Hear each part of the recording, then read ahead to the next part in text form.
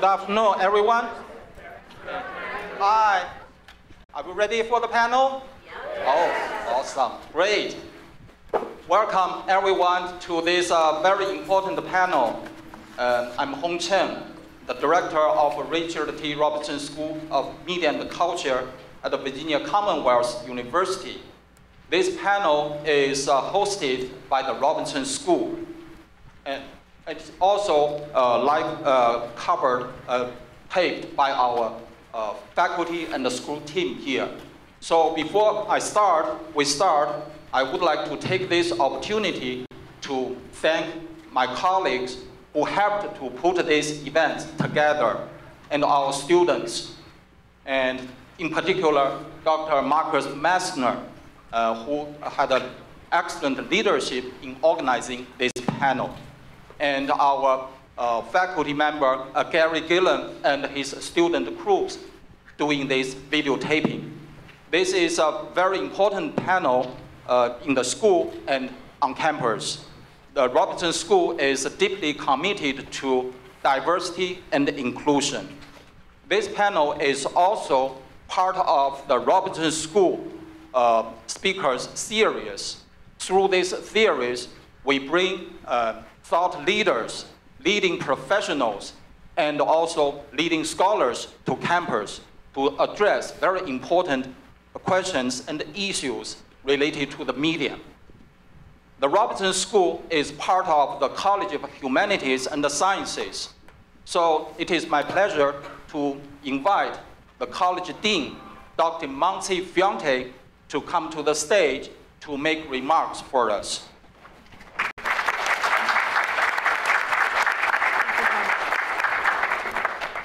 Good afternoon, and thank you so much for joining us today. As Dean of the College of Humanities and Sciences, that's the academic home to the Robertson School of Media and Culture, I would like to welcome all of you here on behalf of the college, on behalf of the entire campus community. As college, we represent the educational life and core of this institution. We proudly prepare our students so they can become future global, engaged, active, and responsible citizens. As an urban institution, we are also committed to the betterment of our community here in Richmond and beyond. But diversity is truly a hallmark of life here at the College of Humanities and Sciences, and diversity and inclusion represent core values to us. So we are very proud to have all of you here today to be able to hear from our panelists how we can work together to make sure that we continue together building communities, very highly functional communities, ethical communities, but always making sure that mutual respect, diversity, and inclusion represent the solid foundation that can lead all of us to success. So thank you again for joining us today. I very much look forward to the presentation. I encourage you that you participate, that you get engaged, and that you're part of this very crucial conversation this evening. Thank you for being here.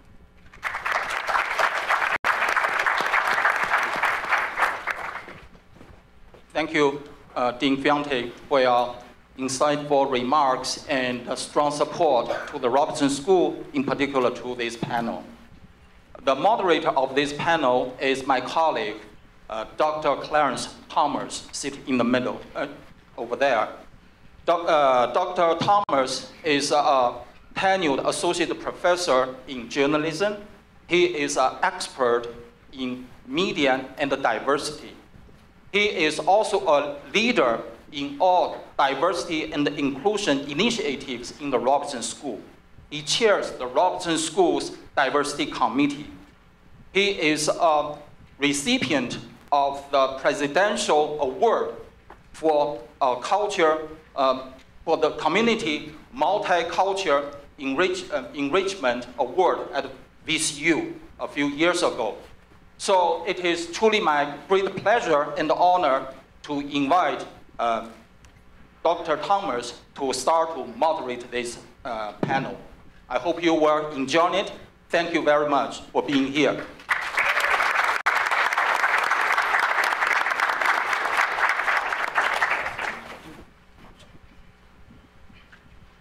First of all, let me give thanks to Dr. Marcus Messner, Dr. Hong Chen, and Mr. Gary Gillam for working their magic and pulling off this event today. I hope that you like it. I thank all of you for coming out, and I hope that we have a meaningful discussion today. Joining me today is a very distinguished panel of journalists, and we're really going to discuss this topic from a journalistic standpoint as well as a societal standpoint. But first of all, let me introduce our panel.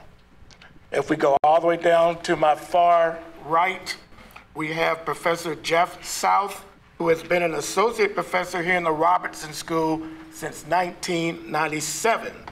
Before academia, he was a newspaper reporter and editor for 20 years in Texas, Arizona, and Virginia.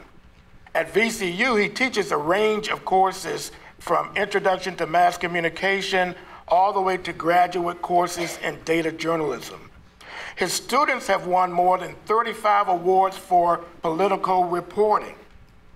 He has also received awards from VCU and the Society of Professional Journalists. In addition, he was awarded a Fulbright to teach journalism in China and a fellowship to train journalists in the Ukraine.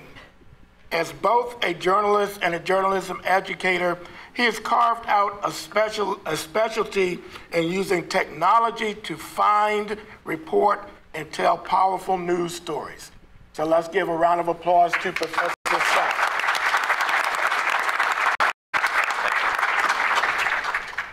I've been at VCU for a while, and it's really interesting when you see your students come back as grown professionals to do things. And right next to me is Mechelle Hankerson, who is a graduate of the Robertson School.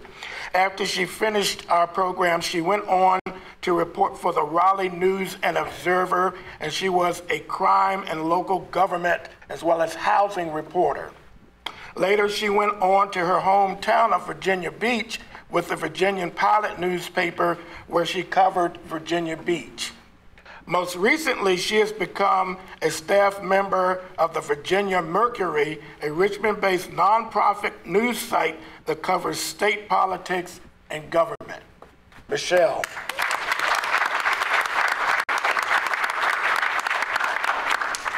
Right next to me on my left, we have Samantha Willis. She is a native of Central Virginia.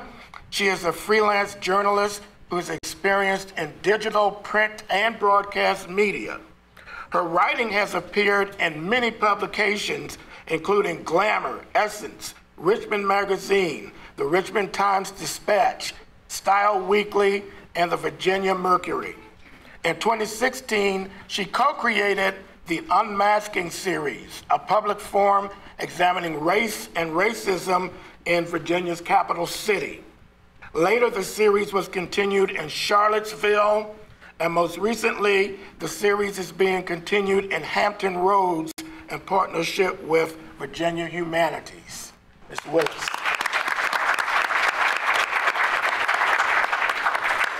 And last but not least, is a journalist who's probably well known to most of you. He's been writing in Richmond for a very long time. Michael Paul Williams is a columnist for the Richmond Times-Dispatch. He is a graduate of Virginia Union University and Northwestern University. He won the Virginia Press Association Award for column writing in 1992, 1994, 2007, and 2014. During 1999 to 2000, he was one of a dozen journalists awarded the Nieman Fellowship at Harvard University.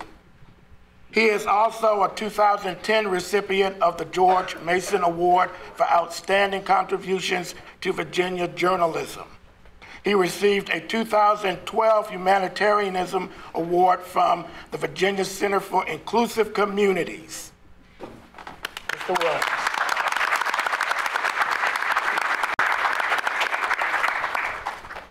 Ladies and gentlemen, if you'll bear with me for a second, I want you to stop and just think about the things I'm going to say. My youngest child is a psychologist, which means during her training, she had to study the human brain and the human mind in depth, way beyond what the average person would do. My youngest child is a physician, my oldest child rather, is a physician, a medical doctor. And as part of her first year training many years ago, she had to take a course that all first year students take, her classmates and all those that came before her, called gross human anatomy. And although that course would be unsavory to most of us, if you're going into medicine, you have to painstakingly dissect a human corpse in great detail. And you must understand the parts of the corpse. And you must understand how they fit together. And you must do this study of the dead so that you can later go on and serve the living. I put forth to you that those of us who work in communications and journalism also have a body which we must pay attention to. The body that we pay attention to is called the stream of information in society. And as we look at that stream of information in society, we must pay close attention to the heart, because the heart of the stream of information in society is truth. And we must examine that body, and we must examine that truth, and we must later protect it from the cancers that could invade it, like slander, defamation, outright lying, and abuses of the information. So with that in mind, ladies and gentlemen, let's begin our dissection.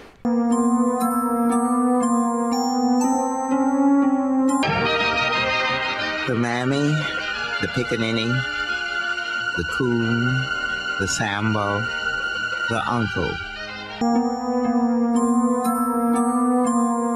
Blackface. Blackface. America is not new to scandals about blackface. Lou Dockstader would come out on stage and Lou would have a smudge of black on him right up there.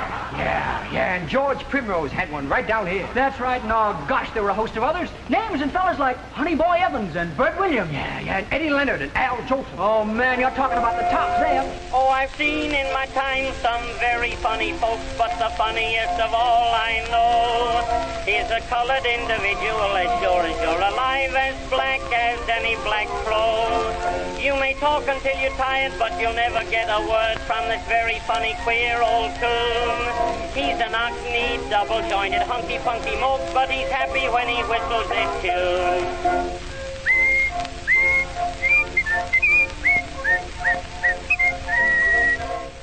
And while we're at it, don't you forget those old N-men there. Oh, those comical N-men. Now look at you. I want you to know that I'm a ragged foot ride. No, stupid.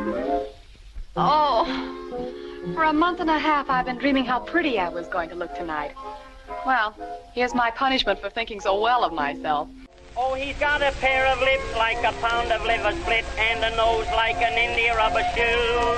He's a limpy, happy, chuckle-headed huckleberry nig, and he whistles like a happy killy-loo. He's an independent, free and easy, fat and greasy ham with a cranium like a big baboon. Oh, I never heard him talk to anybody in my life, but he's happy when he whistles this tune.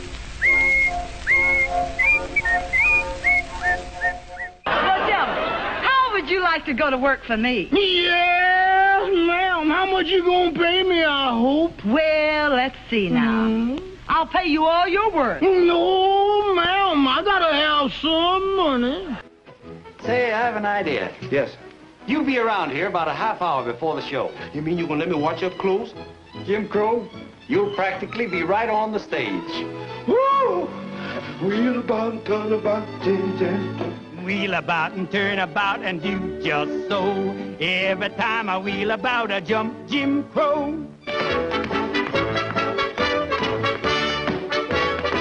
Give me back my clothes, please. USA's United Thanks. Yes! One whose name was Nancy Hanks. Tell me. Abraham. What's that? What do you do for a living? What do you do for a living? What I do for a living? That's what they... Well, I do as little as possible. Oh, you know. Now, all I want you to do is meet me at the zoo in the morning at 9 o'clock. Yeah, with the rest of the monkeys. With the rest of the monkeys. Yeah, I'll bring my grandpa with me. Man, give me my money. Hooray, hooray! Oh, the camptown lady sings this song. Do that, do that. The camptown racetrack right along. Fantastic, isn't it? Going to run all night, going to run all day. I'll bet my money on a pop tonight. Somebody's there on day.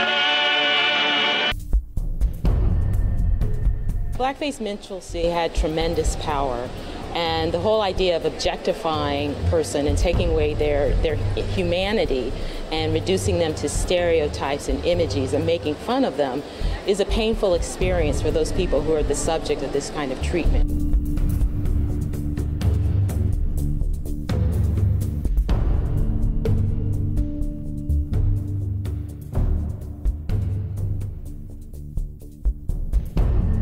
Baby, I'm coming.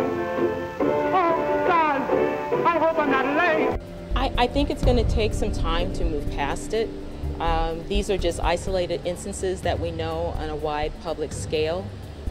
This history and the prevalence of this history is widespread, and I think this is the perfect opportunity to engage in those dialogues that use blackface minstrelsy as an example of how race has functioned in this society and how it continues to curtail us for really treating each other fairly and responsibly and championing equality for all.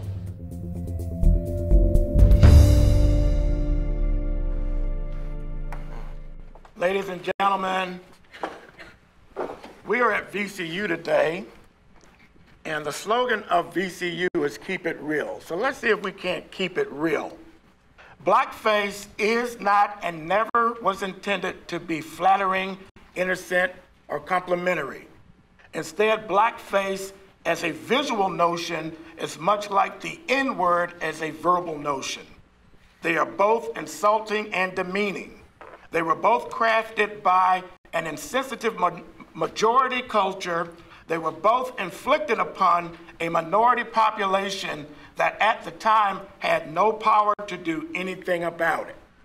Specifically, some sources say that the earliest indication of minstrelsy and blackface is related to a man by the name of Thomas Dartmouth Rice, or Daddy Rice, who was a white man who darkened his face after observing African-American slaves, dressed in clothes of a slave, and then mocked African-Americans by acting like a buffoon on stage. And he called this character Jim Crow, and the rest is history. You see the term Jim Crow intermingled throughout the United States history, but it can be related back to this early notion of blackface. Today, with the climate in Virginia and the country the way that it is logical for us to ask at least three broad questions. Why did this, blackface, happen in the past? Why is it still happening in 2019? And how can this be prevented in the future? So as a panel, we hope to get to these broad themes, but in order to get to the broad themes, we're not going to let ourselves off the hook. We're going to start by asking questions of journalists about journalism, and then we will also move to greater societal themes. So with that in mind, I'm going to address my first question to Professor South, and I want to ask you this, Professor South. Considering the fact that the blackface scandal has become such a big deal with Governor Northam, why didn't the press find out about this during the 2017 gubernatorial race? Considering that this is not hidden information, it was in public documents. Was the press remiss? What went on with that, in your opinion? That is a great question. I happen to be a member of a Facebook group for alumni of folks who worked on the Virginia pilot. And in that group, we've been discussing that. You know, is it a function of layoffs in newsrooms, which have been decimated by, you know, companies cutting staff? And there's some thinking that that's part of it. Others have speculated that Northam seemed so bland that, I don't know, that it was, that they, implicit bias, that they basically gave him a pass, that people did not drill into his background in the way that they would have other folks. It's clearly a failing of journalists to vet people who are running for high public office. I mean, that is the role of accountable media, you know, to hold institutions up and to drill into folks who are going to represent us. So clearly it's been a failing. Okay. Mr. Williams.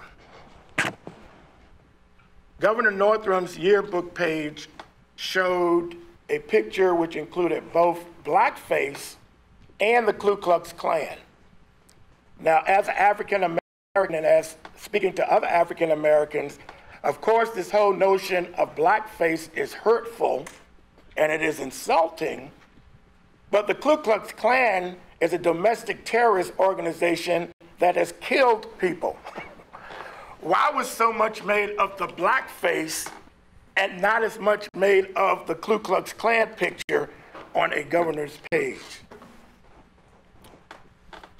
Well, I mean, again, that's a good question. I know when the story broke, his refusal to clarify when he was kind of owning up to being on the page which person he was highly disturbing to me. I mean, that's when I formulated in my mind that he's got to go if he can't say he wasn't the Klansman, because for me, the Klansman was an absolute deal breaker. And still, the fact that that Klansman bothers me more than anything on that page of all of this. Just the fact that there is no distance between that Klansman and his yearbook page is just something I can't move past. Okay. And let me open that one up to the question, because I would like to hear a little bit more about that. Come on, it is the Klan. They lynch people, and here we are making a big deal of blackface. Why wasn't there an outcry? My God, there's the Klan on your picture in yearbook, in the yearbook. I have some thoughts about that, and I think it goes to the issue of diversity in media. When you look at the people who lead newsrooms, they are overwhelmingly white males. And I think when we saw that picture in the media, what drives a lot of coverage is, what do people not understand? What do we need to explain? And for white males, I think the question was, wait a second, why is this blackface thing so bad, right? We all know about, well, we all do know about the Klan, but I think in the eyes of most newsroom leaders, that didn't need an explanation, and so it didn't get the attention it deserved.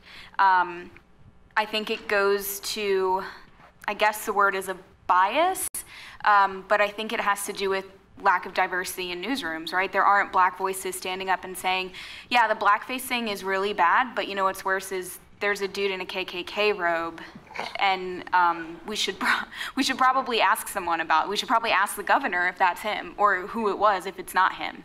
And so I think that goes to so much of this issue and the way that it has sort of been fumbled by the media from the beginning of why wasn't it caught to now, I think goes back to the fact that there aren't enough minority voices in journalism to guide that coverage. I would add to that, to me, seeing both the Klan robe and the blackface in one picture, just a bad 2-for-1 deal, it shows how pervasive racism is in American society, and that the fact that not even media members whose job it is to investigate and to dig into this scandal didn't give enough thought to say, let's delve into the Klan part. Let's break down why this is such a fundamental failing for our governor to be, appearing in a photo not only with blackface, but with a representation of a domestic terrorist group. I think it speaks to the fact that racism is so deeply embedded in all facets of our society that a lot of people didn't blink an eye, including journalists. And did I miss something? I mean, we still don't know, do we? I mean, no, we don't. We don't know. He could be Mr. Klan guy. Yeah, he's heavily implied he's the guy in the blackface, right? Because he said, of course he that wasn't me. I did the shoe polish the other time. Another time I wore blackface, not this time. So, but we still don't know but for sure. If we don't know, how can we talk about reconciliation? Precisely. Let me, let's talk about something a little, we're going to get into these specifics in a little while. Let's go back to something broader. After the Northam incident, of course, his medical school immediately started a probe to see if this had occurred in other issues of the yearbook, and I think they found that it did, which then caused journalists as a whole to start probing into yearbooks. And I imagine nobody's going to get to run for anything ever again without us looking at their yearbooks. But USA Today looked at the publications at 120 different schools and found over 900 incidents of blackface between 1970 and 1980. And that's across 25 states. And you know, the 80s are not the 50s. And we're seeing all this going on and relatively close to where we live now. So I'm gonna put Michelle on the spot because you're back at your alma mater and we have some sharp students here who investigated us. Yes. And perhaps you've seen this issue of the Commonwealth Times where our students are unfolding. The same thing happened right here. The same thing happened at MCV/VCU, and some very bad things in addition to this. What is your response to that? What is your response to it? Of course, we're talking about Northam, but hey, it's happening right here. Yeah. I think my initial response is that, unfortunately, I'm not surprised. I think if there's one thing that the Northam scandal has shown people, whether or not they were privy to this before or not, is that, like Samantha said, this is so pervasive. Racism is so built in to our culture and society, especially in a state like Virginia. I mean, I think that most universities would be hard-pressed to find a yearbook without some sort of blackface or racist image from the past. And so that doesn't let anyone off the hook. I think that means like we need to have a very serious conversation as a state, as a culture and society about what we do now to make sure that we have truly moved past this and that we have helped the people who are hurt by this heal and to make sure it doesn't happen again. So I don't know the answers to those questions, but I was not surprised to see that, unfortunately. I love VCU, but Virginia has the history that it has, even modern and recent history, unfortunately, this is part of it.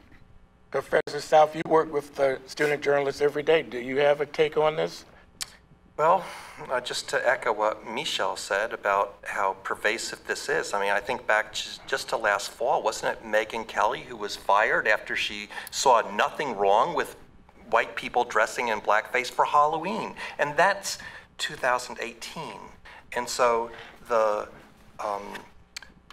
stereotypes, the racism that is ingrained in people is just, it's not just 1980s, it's now, of course, and the fact that you have national media personalities who see nothing wrong with this is truly disturbing.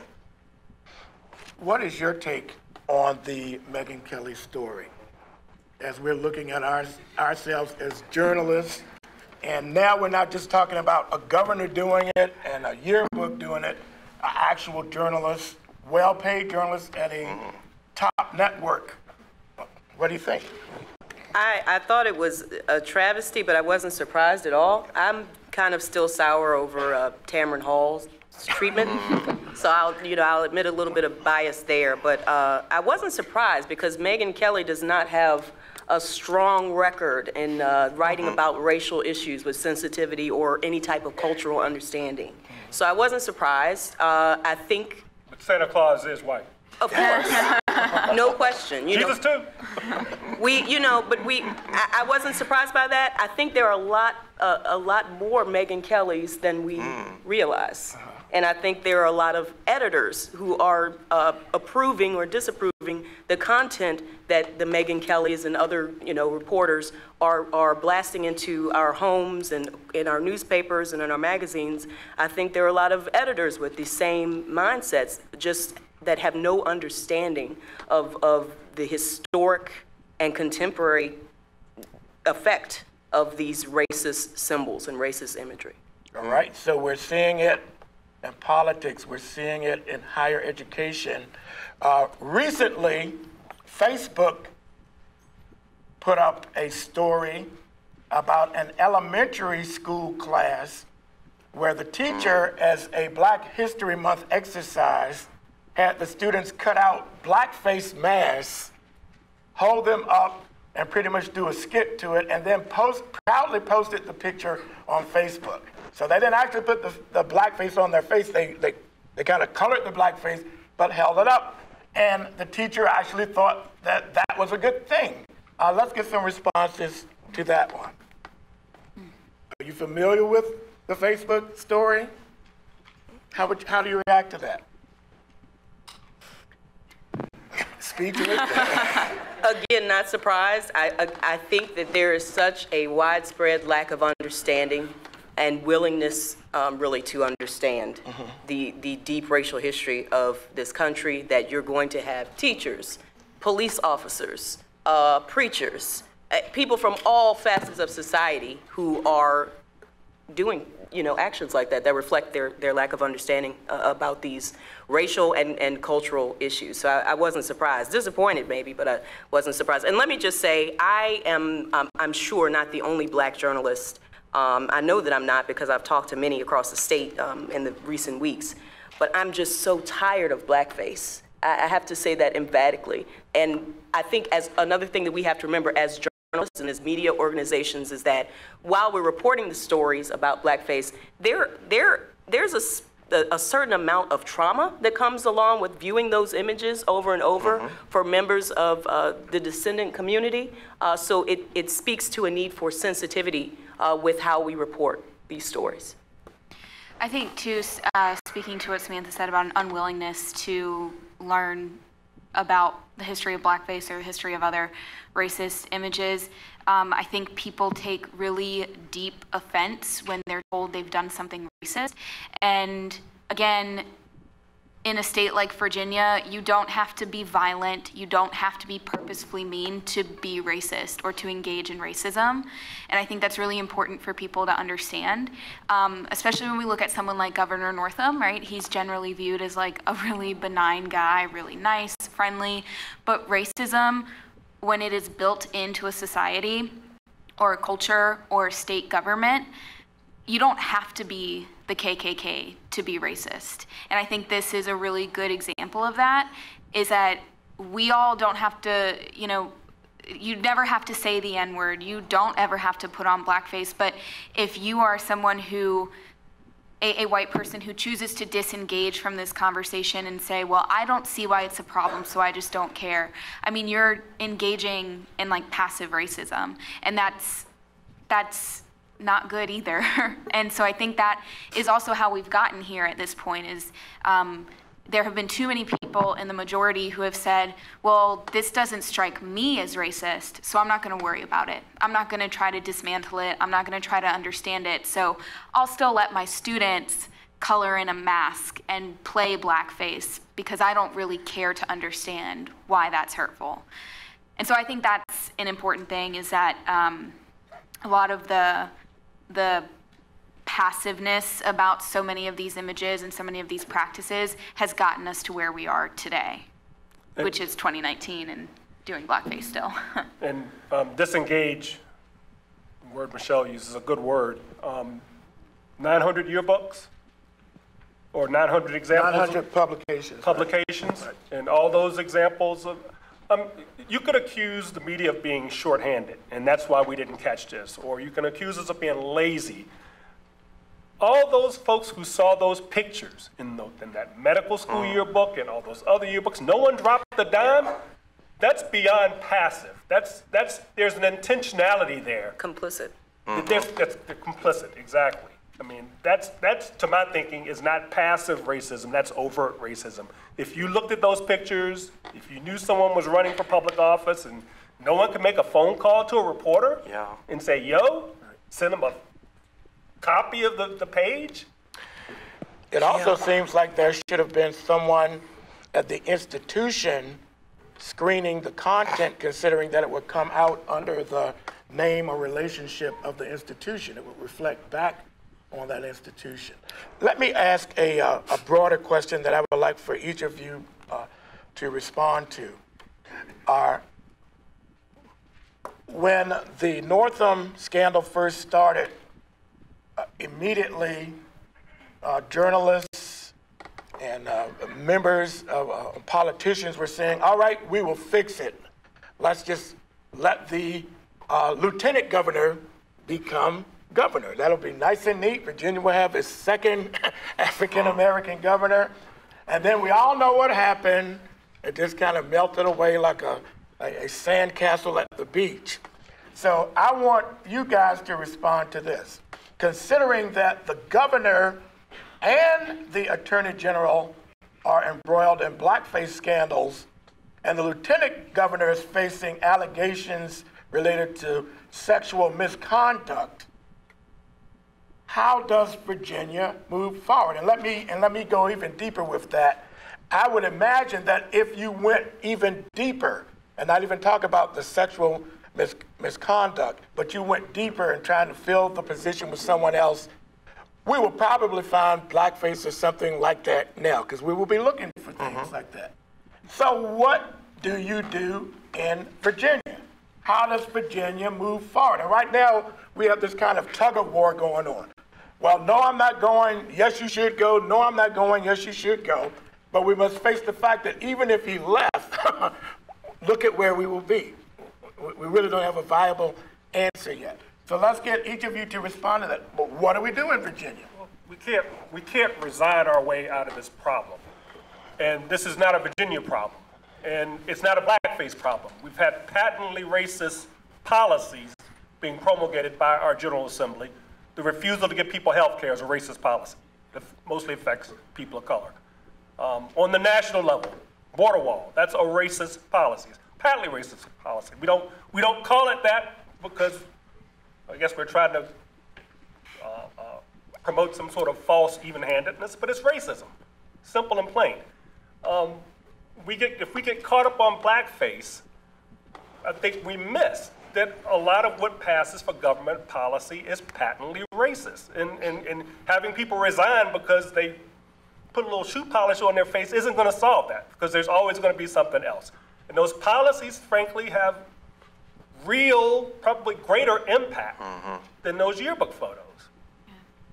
So we've got to really seriously engage this issue. And I come to events like this, and I'm sorry, it's always preaching to the choir. Always mostly people of color, always people who probably don't need to hear this. How do we have a real dialogue where we get the people who need to hear the message? I'll start by saying I don't know if I'm in the majority or minority. There is a narrative being pushed, I believe, by a lot of national media publications that largely Virginians have forgiven Governor Northam. There was a headline in Politico that I cited in the Columbia Journalism Review article that 3 of us on this panel contributed to. And it said, Virginians largely have, especially African Americans, have forgiven Governor Northam. Calling us out like, look, the black people say it's okay, so he must be all right to stay. I am one of the people that says there is no way we can move forward with a real effort at reconciliation, reconciling our very ugly and very real racist history that continues to impact our public policies that continue to have detrimental impacts on mainly communities of color, with someone who fundamentally does not understand the needs and the histories of those communities as governor. I feel strongly that I agree with Mike, we can't resign our way out of it, and I also agree with Dr. Thomas that we would find a strain of racism, I think, and the stain of racism in many aspects or many political spheres in the state and probably across the country. However, one thing that I think bothers me as a media member is there seems to be a lack of accountability for racism the same way that we now hold people accountable for other crimes, such as sexual assault. We are living right now in the Me Too era. We see that, especially within the last year, 2 years, of movement, a national movement has galvanized, which started as a digital movement online and has spread into the real world. Harvey Weinstein's revelations of sexual misconduct and sexual assault against so many women started this wave of women coming forward and being honest about their experiences and their sexual assault at the hands of powerful men across all spectrums of society, including in the media. But we don't see that same type of serious accountability applied when someone is discovered to have done a racist action, or they've been discovered to have a racist belief in their past. And to me, unless we get serious about that, unless we hold racism as the social ill, as the same type of moral stain on our society that things like sexual assault are, we'll never get past the problem. We will never progress as a society in making this a more equitable place for all citizens. So that's not an answer on what we do, but it's my thoughts. I think Samantha's exactly right. I think that, and I'm looking at this from like a member of the press, as the media needs to be a little more courageous in calling racist things racist. I think people get scared to use that word, and it goes back to what I said about diversity and inclusion in the newsroom. I think some things go right past a lot of journalists and they don't think twice. They're like, this isn't racist. They didn't use the N-word. And it would be removed if you used it. Right, yeah. And so there is no understanding of like the nuance of racism in the vast majority of newsrooms. And so our job of holding people accountable when they do something wrong, we're just not performing that well when it comes to racism as the press. And then also going back to policy in a state like Virginia and a lot of the states in the South, and actually every state in the United States, racism is codified in so many different ways in policies and in laws.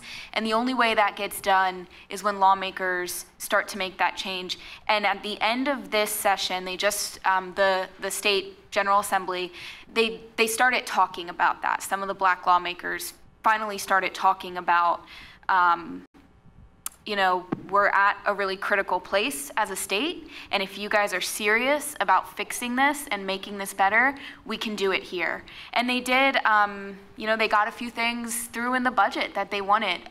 Eviction diversion programs, education funding, I can't remember what else, I'm a little burnt out, but they did force that conversation, and they were heard. And maybe lawmakers didn't recognize it publicly necessarily, but they got the results they wanted. And so I think there is an appetite from policymakers to try to make this better the way that they can, but it's going to require the lawmakers who really understand and who can stand up and advocate for these policy changes to actually do that. And it can't just fall to the black lawmakers.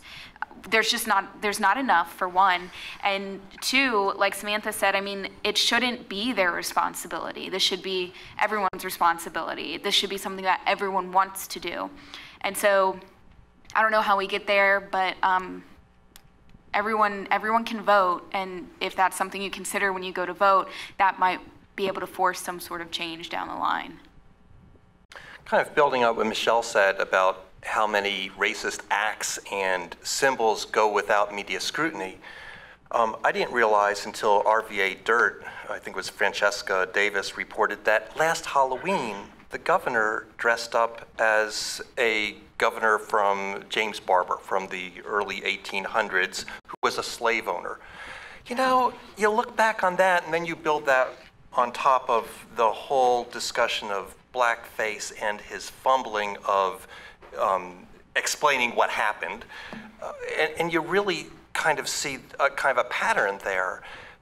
On top of that, you have, yes, there's been a lot of focus on the Monument Avenue statues, but Harry Byrd's statue is up at the Capitol, and this is the person who led the massive resistance to shut down Virginia schools rather than racially integrate them. And there's nothing on his statue that explains that. He's held up as a paragon of fiscal rectitude. And so you have these things going on that are unquestioned.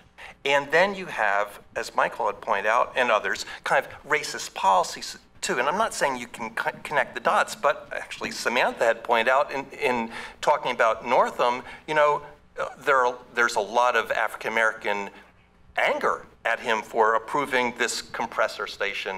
It's a whole different thing, but it involves the Atlantic Coast Pipeline, in which an African-American community would be basically displaced or certainly disproportionately affected by this particular thing. And it's as if there's no attempt to draw connections between personal beliefs, racist beliefs or acts, and public policy. Every year you come to my diversity course and you talk to us about the lack of diversity in the newsroom, and several of you have already touched on that. And surprisingly, it's not getting better, it's actually getting worse. But can you talk about that, not just as a statistic, but talk about it as to how and why it might have an impact on stories like the ones we're looking at today, and how it might even prevent stories like we're looking at today. Okay. All right, this will seem a bit off topic, but let me give you a scenario and then ask you a question. And you might know the answer to the question, but if you do, hold back so we can just kind of let that question sit. So here's the scenario. A boy and his father are in a car. The father's driving. There's an accident. Bam. The father goes off the road, loses control of the car, hits a tree. The father's killed. The boy is critically injured. EMTs arrive, round. The ambulance gets the boy, takes the boy immediately to the hospital, right into the operating room. The surgeon comes in, looks at the child, says, I can't do anything here. I can't operate. This is my child. This is my son. How do you explain that? The surgeon is his mom, right? Our brains are so wired to think, oh yeah, surgeon, gotta be a doctor. And this is as an enlightened audience. I mean, you guys probably talk to Dr. Condit, Dr. Nash, Dr. Perryman. You use doctor with women all the time, and yet our brains are almost wired to assume certain things. And so when, I guess, getting over that kind of stereotype, and it's not wired by genetics, it's wired by socialization. It's wired by the way we're brought up, by the books we read, by mass media, by the images that we saw up there. Dr. Thomas, Professor Medini Messner, and I, both, or all of us, teach MassComm 101, part of which is kind of the history of the media. If you look at the history of the media, the first blockbuster, Birth of a Nation, Blackface, and horrendous, disgusting, repugnant images of portrayals of African Americans. The first talkie, and that was a silent film. Then you go to films that actually had people talking. One of the first ones was up there, the jazz singer, Al Jolson, doing the blackface thing. It's so pervasive, and I frankly get overwhelmed at trying to sort out how you overcome that kind of socialization that leads to racist, sexist, homophobic beliefs and actions.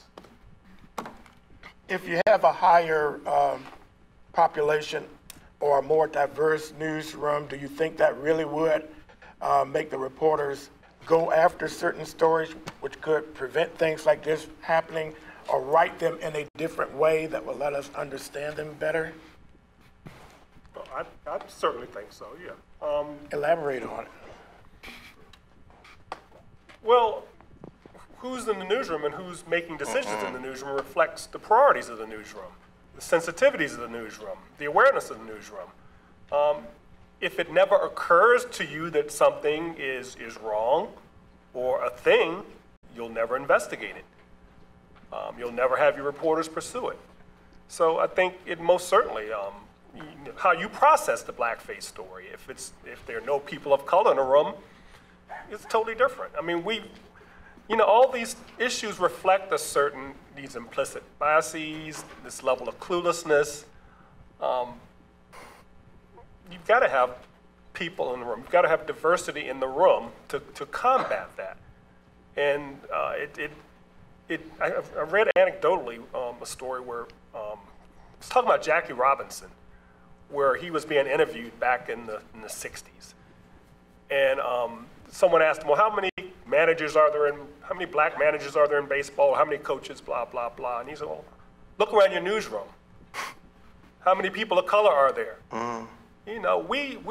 We lose all credibility in trying to attack institutions that don't have diversity and that are racist when our newsrooms so poorly reflect the communities that they cover. So it's a real issue when we had the economic cutbacks over the last decade or two, the last 2 decades. Minorities were the hardest hit. All that talk about reflecting the newsrooms, all the AS&E grandiose ambitions just went out the window, and no one even talks about it. It's not even a thing anymore. Let me ask a very long question, but I really want you to stop and think about it. All right, so we are in Richmond, Virginia, the former capital of the Confederacy. We still face issues in Richmond, such as the displaying of the Confederate battle flag. We face disputes over the removal of Confederate war monuments. We go down the road to Charlottesville, and there were attacks and people killed related to issues such as this. We have a president in the United States where we might ask the question, does the president of the United States embolden people in some populations to just act out? So I'm saying all of these things to say, if we live in a setting such as this, is this notion of blackface, which we're here talking about with great concern, not even an issue out there in the larger world, to the larger community? I don't think so. I think that it really hurt some Virginians, and it really damaged the governor's ability to connect and serve those Virginians. And so maybe in the broad perspective of looking at where we are as a country, maybe this might ring kind of low on the scale of things that have gone wrong. But for us as Virginians, this is a big deal because it's affected people, and it's affected enough people that, it seriously looked like our governor was going to have to resign, which is an extremely rare event that hasn't happened since the 1800s. So for something like that to happen, I think it is important, especially given all those things that are happening. I mean, I don't want to say it's the straw that broke the camel's back, but it's sort of like, well, this is a big deal because look at what else has transpired in Virginia in the last couple of years. I think this is just another indication that we are nowhere close to where we should be as a state. Others? Is this a non-issue to the larger community?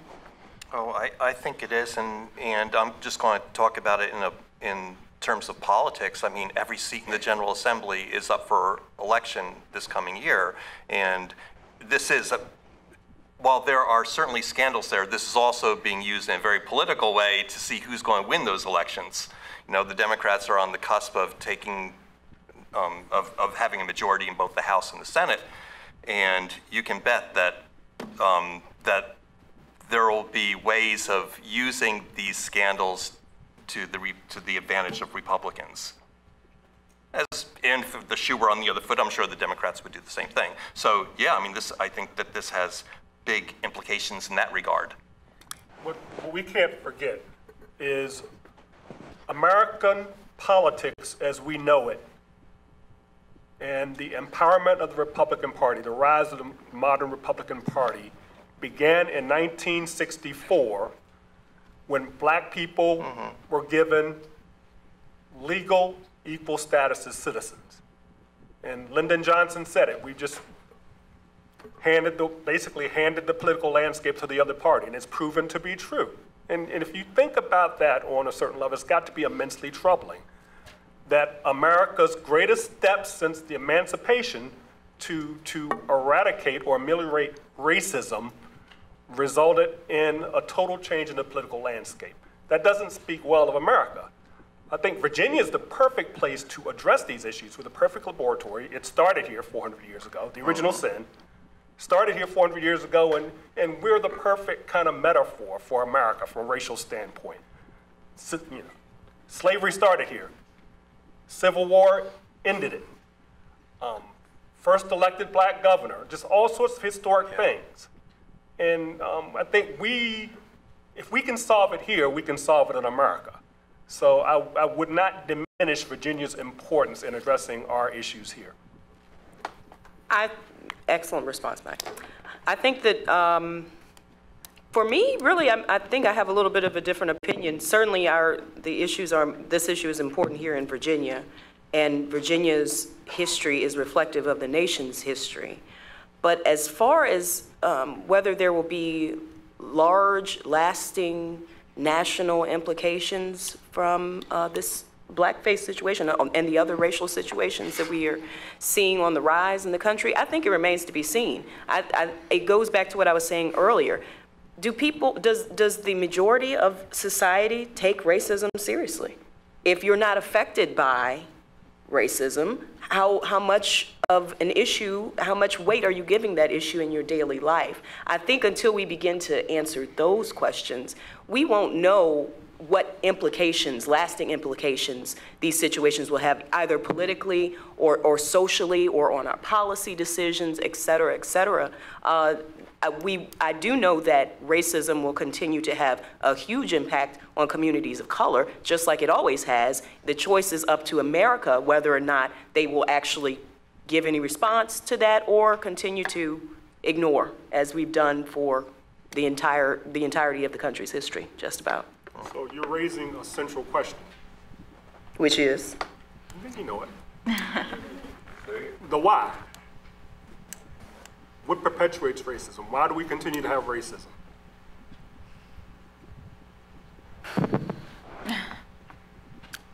Because it's of benefit to people. Right, because it's profitable. Because a system. How do you get at that? A hierarchy is going to benefit the people at the top and disadvantage the people at the bottom. And I think the people at the top are going to be very reluctant to give away that privilege. How do you get people to give up advantage? That's the essential question. That's not a question journalists can answer. Well, actually, having said that, let's look at it from a societal standpoint. What can societal institutions do, such as education, religion, government, do to help us get beyond things like this within our society? What can the institutions in our society do to help make society better, considering that they might want to do that? Did you say religion? Yes. Oh, you just went. I knew it. Let's take a stab at it. Well, I think it goes back to, I like to assume the best of most people and just assume that the reason so many people engage in racist behavior and racism is because they just don't know that's what it is. And so I think, maybe that's like too much optimism, but I think institutions need to do a better job of making people understand what racism is. And that can happen in schools, that can happen in newspapers, that can happen in churches, that can happen in government as well. I mean, government, I feel like, could deliver some more on kind of trying to equalize things. but that might be a very specific request to, I'm just thinking of like the South, you know, so much has been codified in the South that is racist. And so I think Southern governments have a bit of a different role in this, but I think primarily education is the key thing. If we believe Governor Northam and Attorney General Mark Herring, which their line was sort of like, we just didn't know it was bad.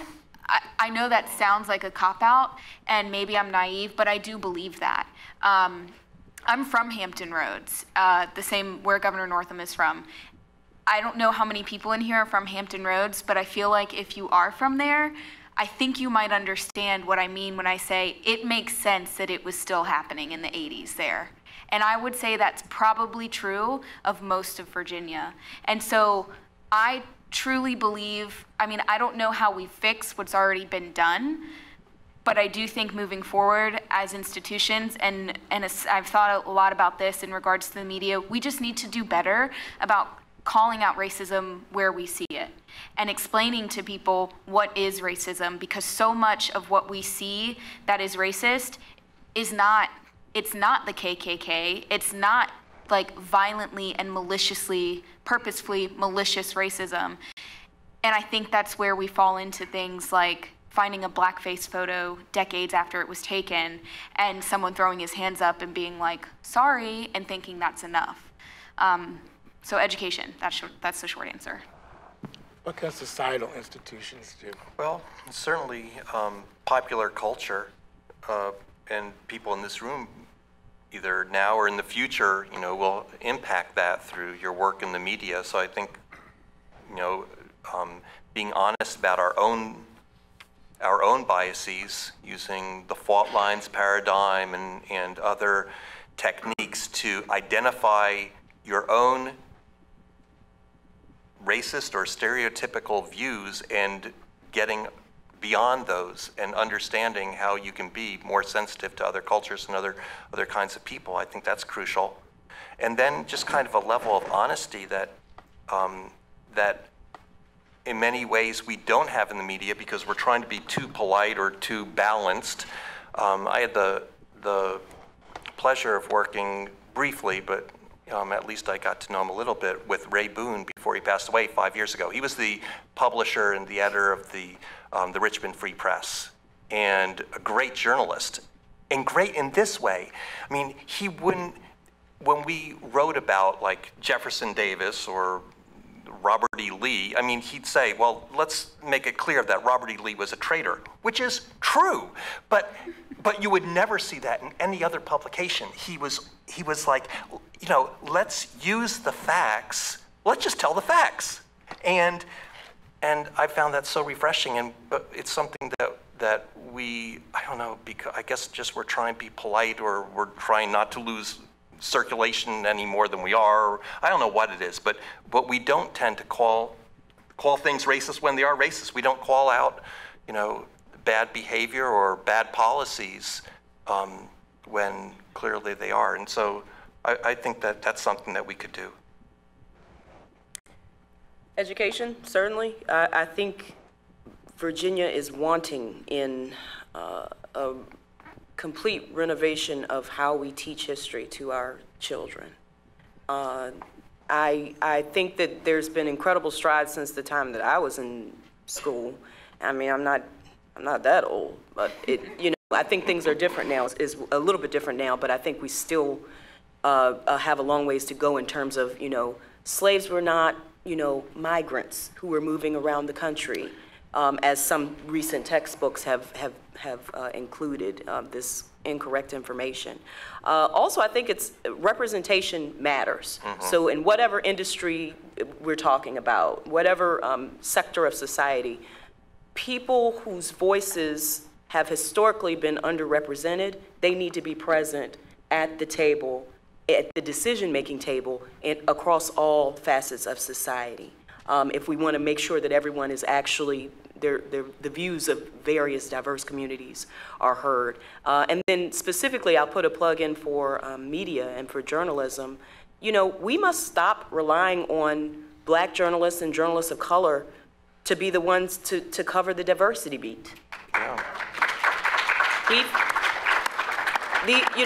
We've got, especially in a city like Richmond, which is, basically half Black, half African American, and then we've got a growing Latino population, and we've got a growing Asian population. We've got all these new populations that are making our city a richer, more beautiful place.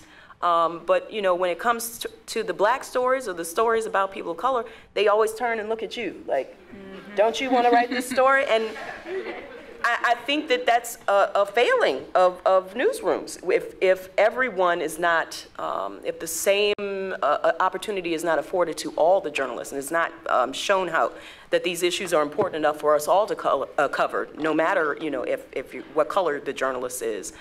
I think that we've got to begin to show that these issues have just as much weight as financial news and other things that any journalist of any color can cover.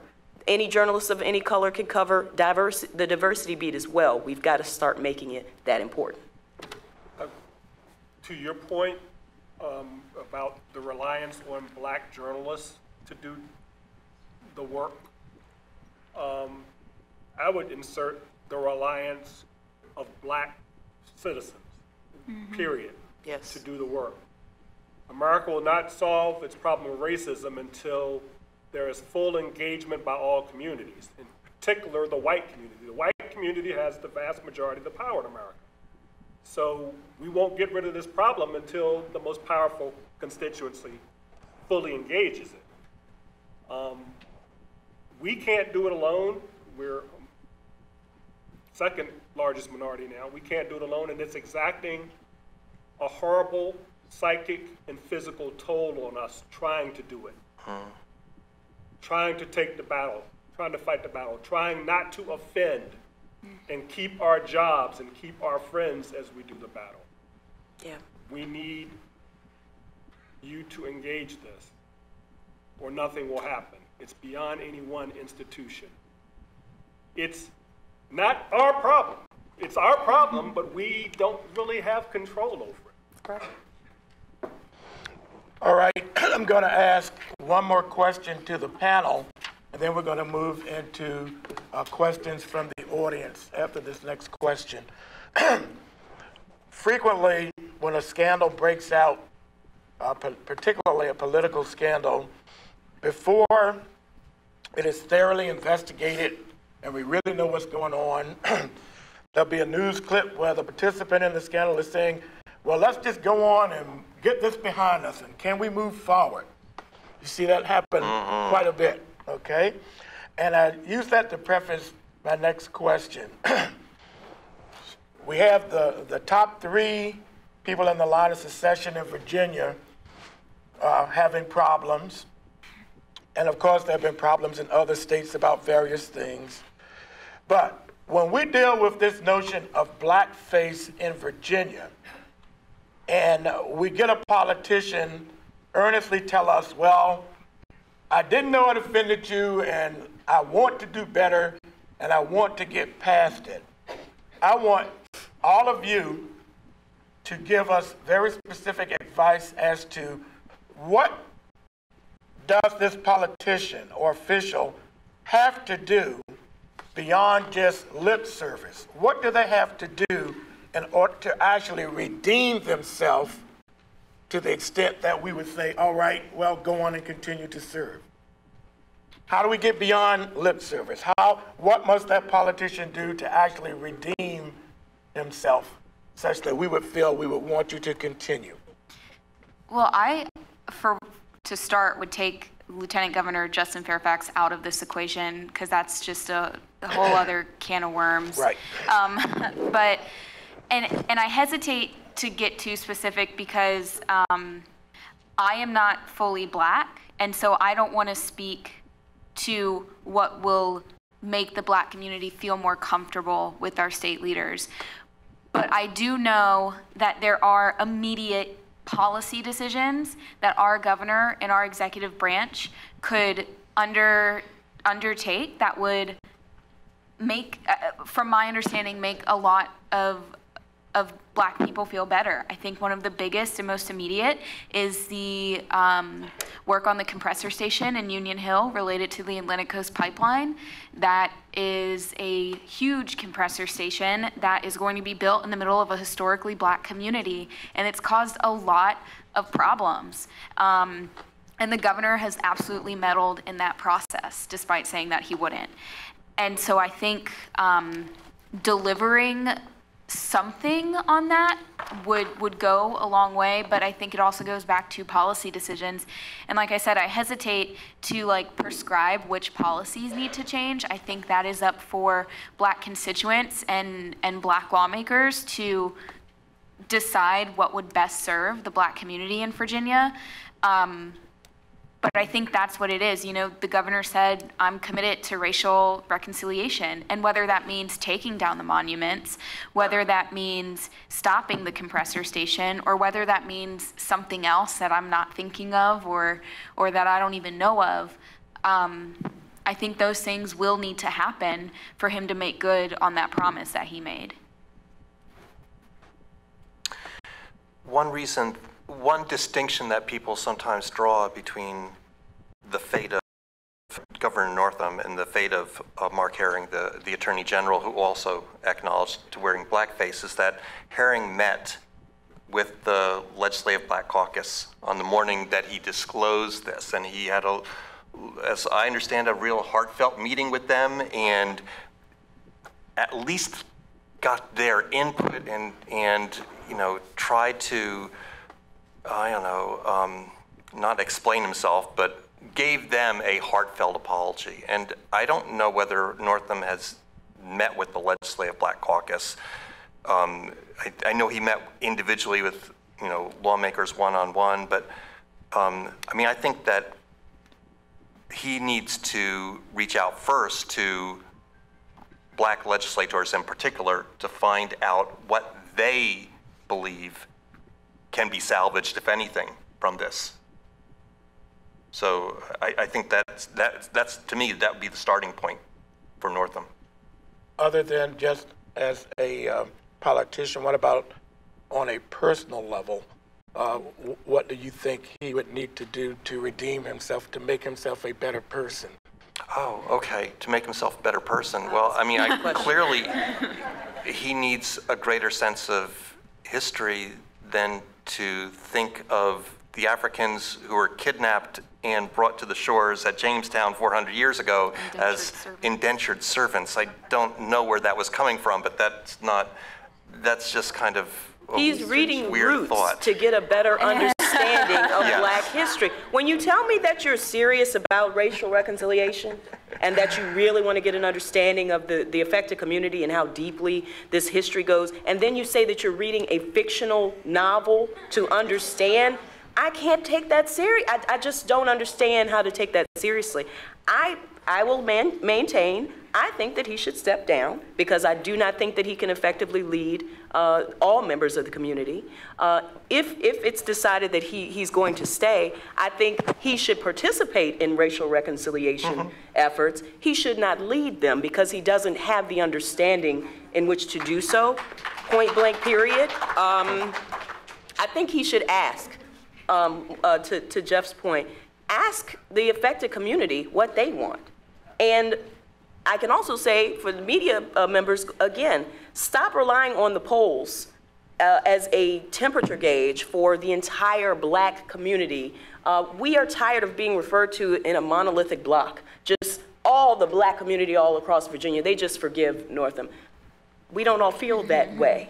And we don't feel that way, we don't feel the same on a variety of issues. So it's his responsibility to reach out to legislators who can talk to members of their communities, who can tell him exactly what they want from him to move forward. A real sustained and sincere effort, and reading Roots ain't it. Well, again, there's broken trust because I still don't know what happened. I don't know how you get to the point of, contrition, reconciliation, and all that if I still don't know what happened. I don't know who to believe or what to believe because this story is so shaky. So there's that. if this is about him becoming a better person, he needs to resign because that's full-time work. It seems to me that his calculation is I'm going to try to walk the fence and keep my job. Really, that's the priority. I want to stay in office. I don't want to be thought of as a racist. So he's thinking of himself, if that's the calculation. If you're really trying to do some self-work, that's a full-time job. And I don't know if he has the capacity. I would have to agree with Sam. He doesn't have the capacity to lead because he just seems to be, I don't know if there's an IQ to this work or just, but he just seems to have a very low IQ for, you know how Virginia is. I mean, you can't, unless you're out in the western part of the state, you can't walk a minute without running into a black person. How could you be so clueless as to who we are, having grown up amongst us? So you'd have to question if he has the capacity to lead 1/5 of the state's population. All right, Professor Messner, we're going to go on and open up to the audience.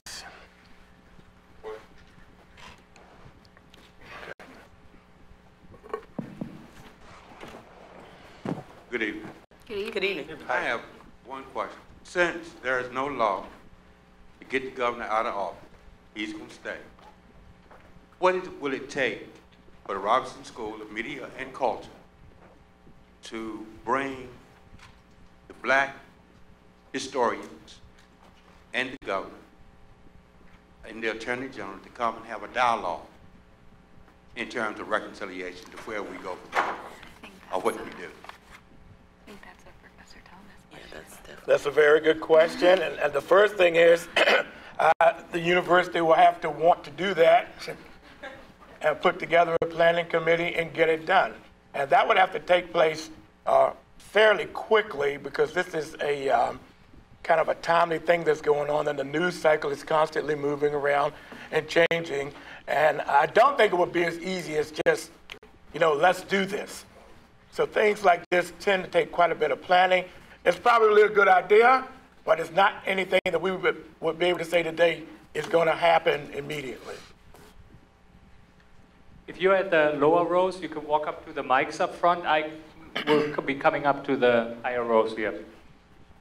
Thank you. How y'all doing? Hello. How are you? My name is Dario Gunde.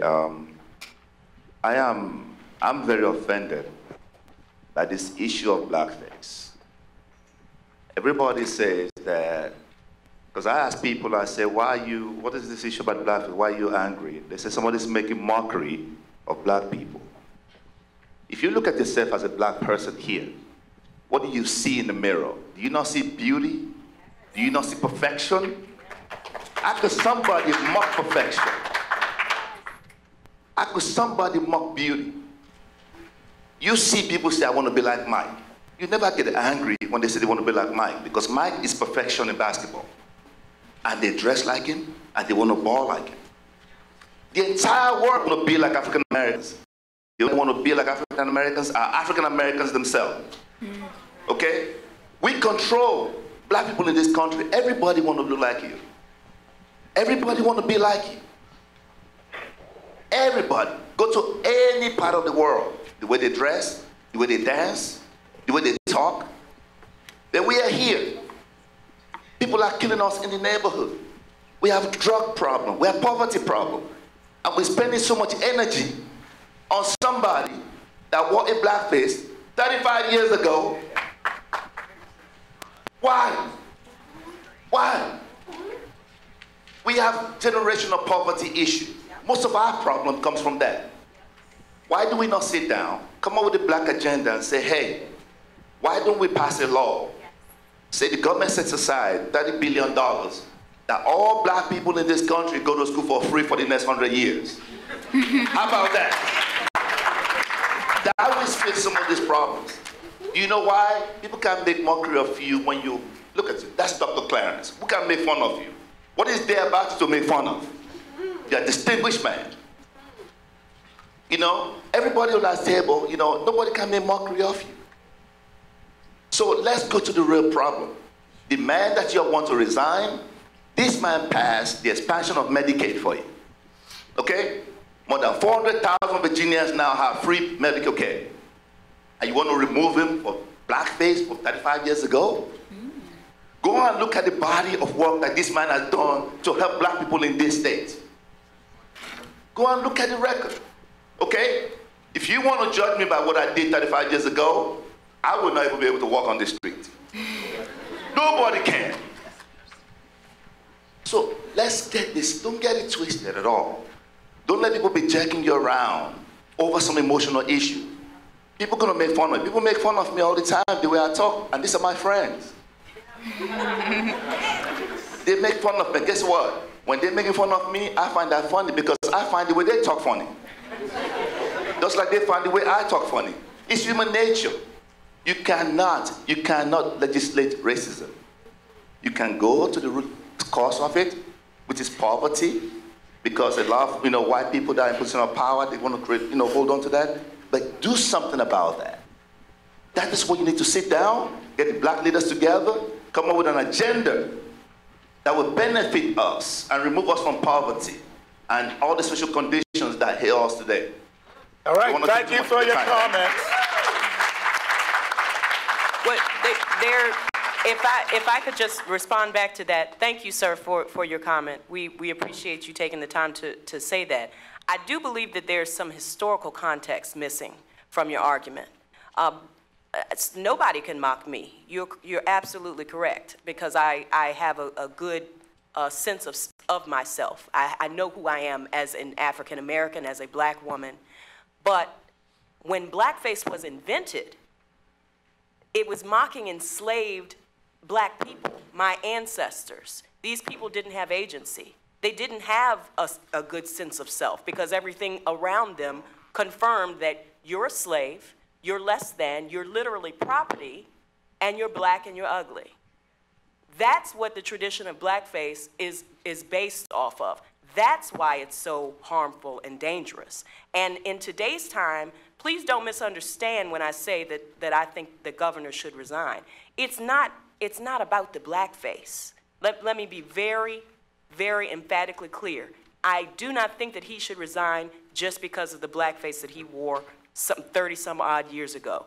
It's the lack of understanding on his part when it comes to issues that are critical to the black community and also other communities of color across the state, whom he will be in charge of guiding policy that will affect these communities for years to come. And in terms of getting down to looking at his policy, looking at his record, we can look very recently at the Union Hill situation, as Michelle has pointed out. His policy has shown he cares not a whit for this historically black community and what's going to happen, or what may or may not happen when the Atlantic Coast Pipeline puts in a 54,000 horsepower compressor station in this historically black community. He's gotten all the information about it. The State Water Board and Air Control Board has gotten all the information about it. They've seen the campaigns from the black people who live there who say, we don't want this here. What has been the response? Silence. Silence, largely. So don't get it, I'm not getting it twisted, don't you get it twisted. It's not about the blackface. All right. Hello, I'm a local physician, and in medicine we have, and I'm sure other fields and professions have this too, have the notion of cultural competency. And when I was going through medical education, that was something that was taught, and I'm sure people before me didn't have it taught as much, and I'm sure the generations after are having it taught more. And as you think about being a culturally competent physician or professional, there are certain specific things that you can do. There are, greater themes that are important to understand to really get a community, but there are practical daily things you can do, like the pictures in your office and your handouts. So my question is, you have a room full of future journalists, and you're a journalist yourself. So we're approaching the 2020 presidential election, right? And here is an opportunity to culturally vet a whole new group of people who might be leading not just our state, but our whole nation. So what are the tools that journalists, written, broadcast, et cetera, need to use, need to be thinking about to culturally vet, or to vet the cultural sensitivity and competence of political candidates? That's a great question. I think we have learned yearbooks are important. So if you can get your hands on those, probably do that. If you are looking at someone who has run or been in office before, I think policy is going to tell you more than what their campaign will ever tell you. Their campaign is created to convince you of what they want you to think they are. And so, but if you can look at bills they've filed, bills they've supported, that's where you'll really see what they're all about. And I think that's important. I think to a lesser extent, you can look at campaign finance. Who are they willing to take money from? Who are they giving money to? Who are they willing to associate themselves with? And I think that is important for people to know, and I think that it feeds into cultural competency. And I think that's a really interesting point that you bring up, because I don't think, I wasn't in school that long ago. I graduated in 2013, and you know, we were told, look at campaign finance reports, look to see if they filed stuff before, but never in the context of like, see what it means when it comes to what they might think about societal issues. And so I think that the tide has changed or is changing, and so I think you can see the way they approach those sorts of issues and concepts in the traditional kind of political documents that you see, but definitely don't rely on the campaign. Rely on their work. Okay, we have a question up here. Well, we were talking about how we can move forward, how we can solve it, but it's like, I feel like the only way the government, the way he could explain it is if he just acknowledges it. Like, he was a white man in the 80s who was living in a racist culture, and he didn't think it was a big deal. Like, he didn't care. And it's like, our whole country overall, Black people were kidnapped, turned into slaves, and then after slavery, we were called lazy. And then then we were called thieves. Then we're stereotyped as all these things that we're not. And it's like, it started so far back. How can we even change it if we don't even acknowledge it? Like, it's just part of our history. I don't know, to your point, I feel like we live in a more racist culture now than we did. I mean, I was around in the 80s. They weren't great, but I was born in the 80s. Yeah, I mean, we've got a lot of racism now. I don't know if it was back in the 80s is any kind of excuse, because the 80s weren't the 50s. No. Any sentient human being should have known better than should have known that blackface was offensive in the 80s.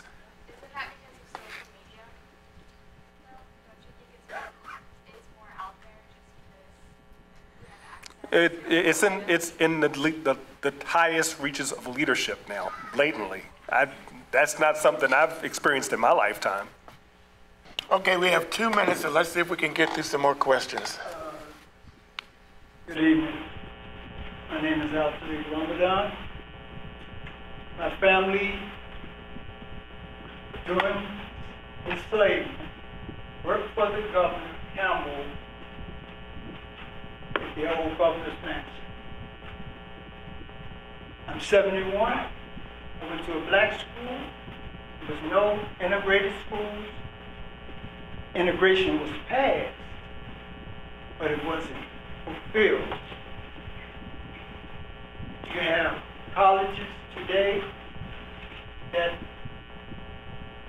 study African American history. And I'm attributing to the point where you say we are not monolithic. No, we're not monolithic. But we are the ones that were enslaved. And we are the ones who should tell our story. You have different black colleges with African American, specific African American studies. Also,